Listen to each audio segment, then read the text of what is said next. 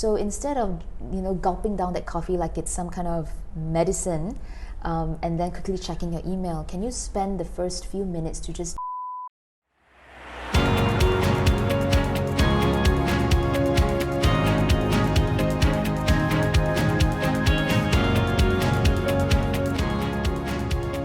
What's up, Aventus Film? Thank you so much for joining me on our second episode of Aventus Knows. I'm your host, Mara Idris, and for those of you trying to hashtag up your game with a career or trying to find your way around the corporate ocean, this is where you should be. So for today's episode, we just want to start off with a question. What's the first thing that surfaces to your mind when someone asks you about work?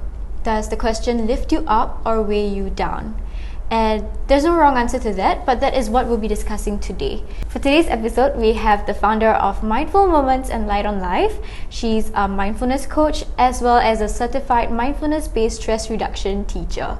And she's none other than Erin Lee. Hi Erin, welcome to the show. Hi, thank you for having me. So tell us, what do you do?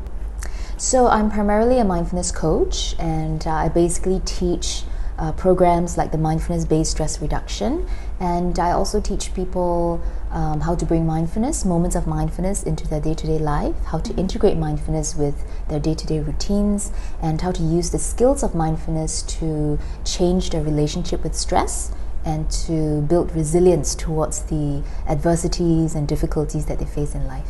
Okay. I mean, hearing from your voice alone, I think it also reduces my stress. Like, does that come with like coaching and stuff like that, or were you just like born with the voice? The voice? Yeah. Yeah. I guess I don't know. Ever since I started doing what I do with mindfulness, people have given me that feedback. So I guess it definitely helps with the work that I do. Yeah. And hopefully my voice doesn't put you to sleep. No. What inspired you to dive into mindfulness? Well, I haven't always been doing mindfulness. So prior to becoming a mindfulness coach, I was actually working in the corporate communications industry. I'd worked there for almost 10 years, and I made myself absolutely miserable. Basically, I was really burnt out. I would get a job, exhaust myself completely, have a breakdown, burnout, and then I would quit that job and I would go hunting for another job to repeat the same cycle again. So this happened over the span of 9 to 10 years. And in my last corporate stint, I decided that it was kind of like the last straw on the camel's back, and I realized that I really had to take a step back and to just start paying more attention to myself. And that's when I explored and eventually found meditation, found mindfulness, and it really transformed my life in many ways. And I wanted to teach what I myself practiced. So here I am today. So according to the recent studies, especially in 2019, maybe 2020 even, so during the COVID period, right? There were statistics that showed that 92% of Singaporeans working Singaporeans actually are stressed out. What is your take on it? I'm actually not surprised by the statistic. I think most people living in cities and living the modern life, we undergo stress on a day-to-day basis. And everything is just like a clockwork, right? We're just going non-stop, and we have made ourselves get used to this kind of lifestyle and way of life.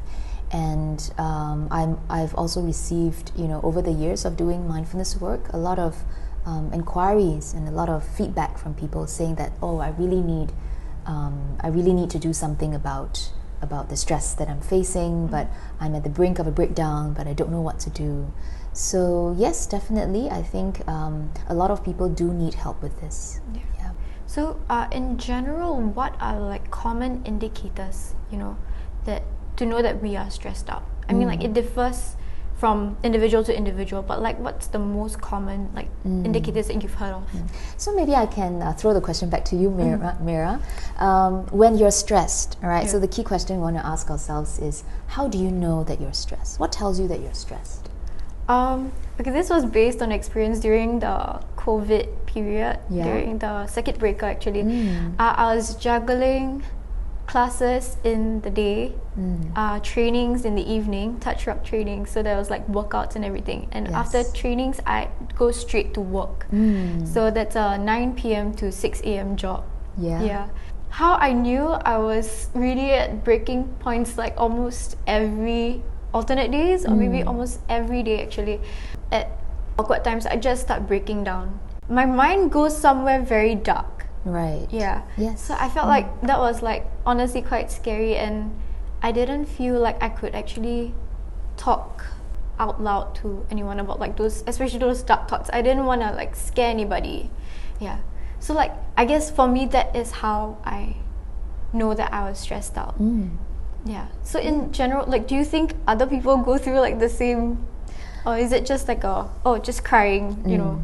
Yeah, I mean, absolutely. I think when typically when we're in a state of stress, it's quite common for us to feel like we are going through this alone. That I'm the only one that feels this way, and it sort of separates ourselves from the rest of the world, right? That we function in. But through my years of coaching and teaching mindfulness and teaching people how to pay attention to ourselves, what I find to be most common and universal is that we all go through similar experiences, and we all have similar indicators, right? So we may not go into the same dark place, but we know that when we're going through that darkness, we have, say, thoughts coming in, right? We're thinking a lot, and we can't seem to get rid of the thoughts, right? They're here at odd times of the day, they plague us, they bombard us, right? And then it causes us to lose focus from our work, for example. It really affects us. So being able to notice the presence of thoughts is one indicator, right? Also emotions. So emotions and thoughts frequently come together, right? So you may feel resentment, you may feel a bit of shame, feel guilt for feeling this way, and they all come, and you know the emotions are arising. And very interestingly, when emotions come to us, this is also when we feel a lot in the body, right? So maybe you can share a little bit, when you're feeling certain strong emotions, do you feel them in the body? Yeah, very, very strongly actually. Yeah. Like I feel like it's like there's something weighing me down. I didn't want to like get up. I didn't want to do life at all. Like, no, just let me sleep the whole day. But I had to. Those were responsibilities that I took upon myself. So I really just grit through it. But that was quite a period of time I actually don't want to go through again. Yes. Yeah. So you did notice your body reacting to that stress, right? Along with your thoughts and emotions. So this sense of heaviness, this sensation in the body is also causing you to have certain behaviors, like not wanting to go to work, for example. So there are a lot of indicators in the body as well. These are symptoms and triggers that can inform us where we are in terms of our state of body and mind. So they usually come together, right? State of body and mind. So thoughts, emotions, body, and also if we're aware of behaviors, right? So behaviors are usually external, right? And we can observe ourselves during or feeling inclined to behave a certain way. And some people go through stress behaviors without actually knowing that they're stressed, right? They just snap at people. They just lose their temper.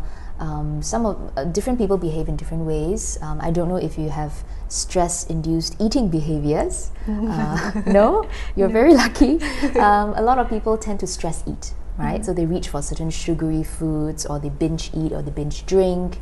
Some people like to distract themselves with something else to just turn their attention away from that pain, from the stress.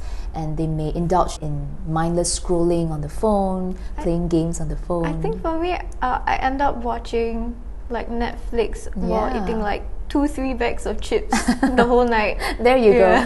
There you go. Yeah, so these are stress behaviors, and the reason why we go into them is because we don't know how to acknowledge and confront all the discomfort that stress is giving us, and we tend to turn our attention that we perceive will give us pleasure, right? Just to cover over the pain. So these kinds of behaviors can over time become unhealthy habits for us, right? Yeah. And that's what contributes to unhealthy behaviors. So noticing mainly these four components about ourselves, our thoughts, emotions, our states of body, and our behaviors will tell us where we are and how stressed we are. So this is the first step to mindfulness. And of course, subsequently, when you train in mindfulness, you practice the skills of mindfulness that will help you to, discern what is healthy for you and what is not, what is helpful for you and what is not. And we learn to take a step back, and we learn to respond instead of react to stress. So taking a step back from those binging, like stress-inducing behaviors, how do you differentiate between stress-inducing behaviors and, rewards for obstacles that you go through? Okay, that is a very good question. I think it's perfectly okay to reward yourself. So, for example, you've had a long, hard day, and at the end of the day, you want to watch an episode on Netflix just to reward yourself, just to relax a little bit. You don't want to think about anything, and you just want to stare into the screen. Yeah. And I think that's fine. That's not mindfulness per se, but it's okay to want to relax, and knowing how to relax and find a balance is very important, right? But again, it's about watching that behavior and understanding how helpful is this behavior for you. So after watching one episode, for example, right, do you feel like you want to continue and watching another episode and another episode and another one until it's past your bedtime, and you're obviously tired, you're fighting sleep, but you don't want to go to sleep because you feel like, I spend so much time hard at work, and I just want to enjoy my life. And there is also negative emotions arising, like there's resentment towards your state of mind right now, or the way your life is. So from noticing all these things, you will know whether a certain behavior is healthy for you or not, right? So the same goes with being attached to our devices. So it's perfectly okay to use the phone, but if you're using the phone as a kind of distraction to distract yourself away from stress, if you do it long enough, this escape becomes a habit, and a habit can easily turn into addictive behaviors, right? So we have to decide for ourselves, is this meant to be a reward, or am I just using it as a form of escape for ourselves? Before we act on, the thoughts that come by, or maybe if we do make the choice to act on those thoughts that come by, what are several tips that you would, suggest or advise us to do before we act on it? Before we act on thoughts that come in? Okay, so this has to do with decision making then, right? So what do you decide to do about, say, a thought coming in?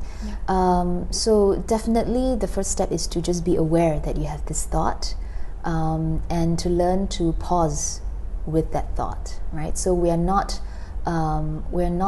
zooming straight into that thought itself and just allow it to take over us and reacting to it again, right? So it's about when we are able to sit back and just observe the thought, it creates a space for us between that thought and our response to it. And with this space, that's when we can see things in wider perspectives with greater clarity, and that's when we are in a better position to decide what we would like to do with that thought.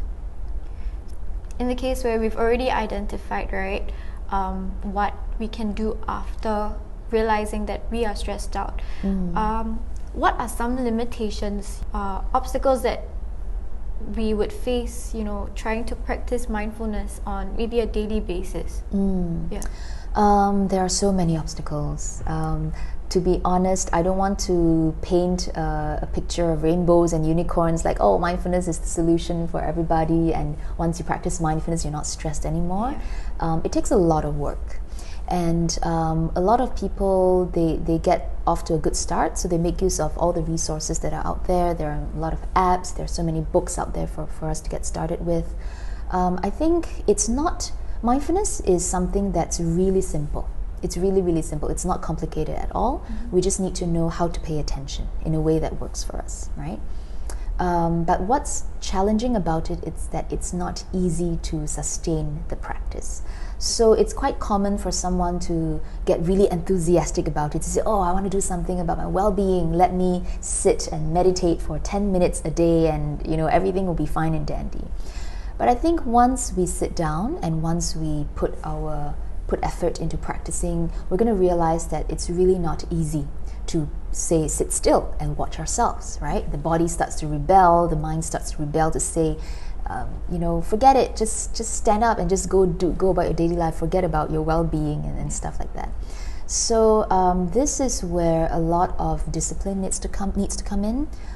This is where you need to have a support system, having a teacher to guide you, having a community that you can practice this together with is very important.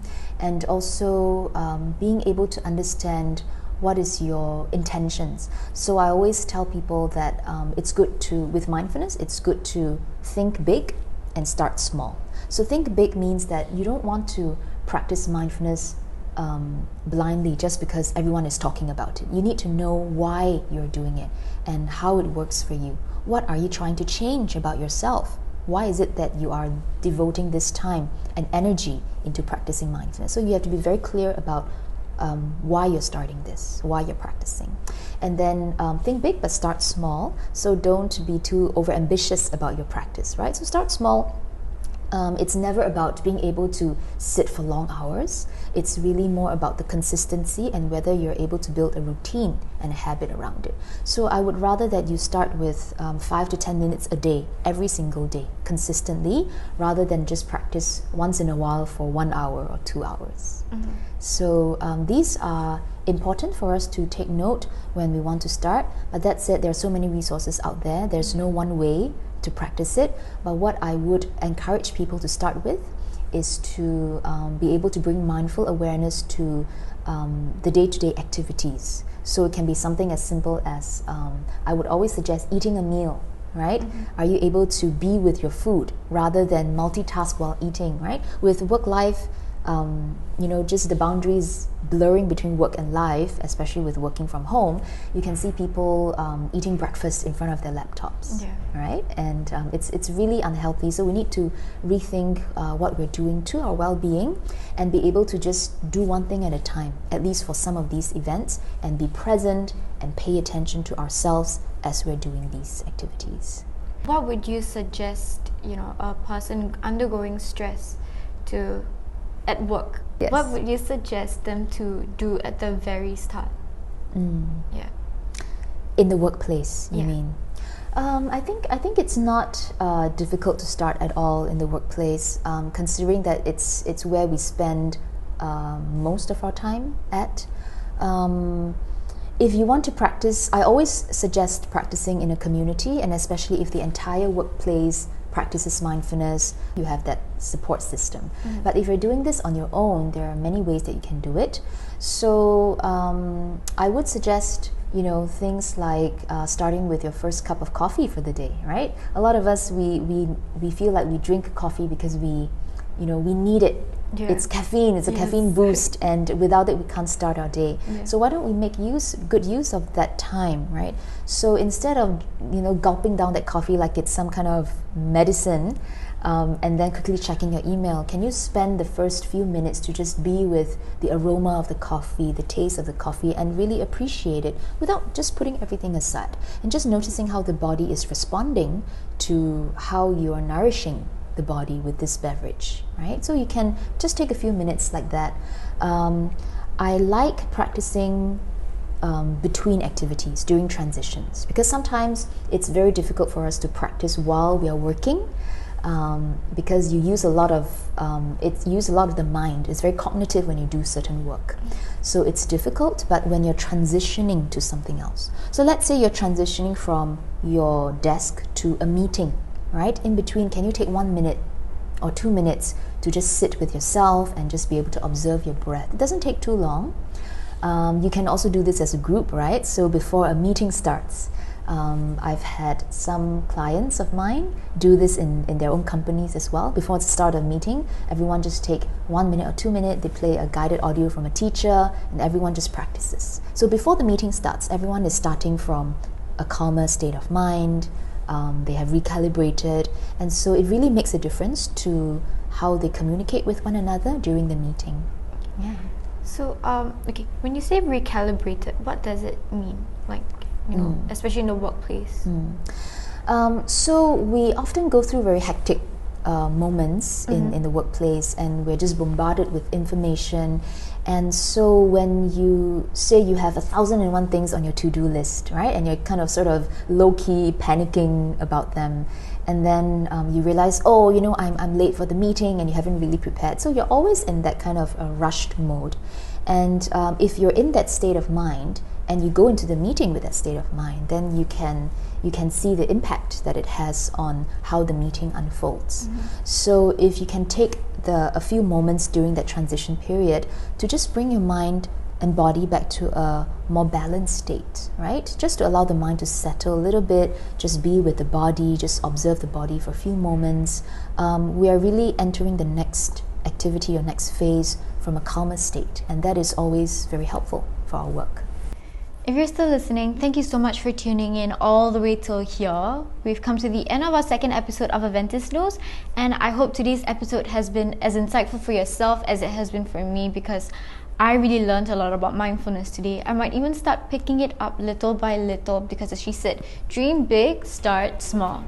I mean, we do have other episodes lined up in the next few weeks, so do tune in every Friday. Next Friday will be on procrastination, so you can't procrastinate that. In the meantime, if you guys do have any other topics you'd like us to cover, feel free to reach out to us on our Instagram at Aventis Learning. Thank you so much for your time, and we'll catch you next week. Bye!